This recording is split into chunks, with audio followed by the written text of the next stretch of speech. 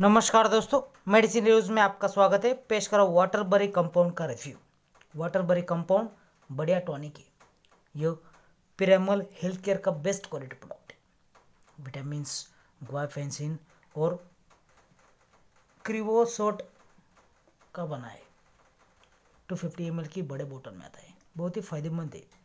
बोतल हट के शेप में आप देख सकते हैं। इज और ट्रैवल है। बहुत ही फायदेमंद है। सिर्फ टेस्टी है, फ्लेवर एक्सेलेंट है, नौसिन नहीं, बिटर नहीं। ये लोगो देखिए आप। ये इंडिकेट करेगा कि आपने ओरिजिनल वाटरबरी कंपाउंड खरीदा है। ये बहुत ही सस्ता है। कॉस्ट सिर्फ 114 रुपीज़। ये सभी मेडिकल स्टोर्स में और ऑनलाइन अवेलेबल है। ये सबसे पुराना और विश्वसनीय टॉनिक है। जानते हैं वाटरबरी कंपाउंड के यूजेस तथा फायदे। ये बढ़िया क्वालिटी का जनरल टॉनिक है। ये बच्चों के साथ साथ बड़े भी इस्तेमाल कर सकते हैं। यह इम्यूनिटी बढ़ाता है, इम्यूनिटी बूस्टर है।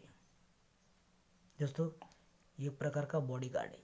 ये दवा सर्दी, खांसी, गले में खराश या फिर अन्य श्वास संबंधी विकार हो तो इसका इस्तेमाल कर सकते हैं। बहुत ही फायदेमंद है।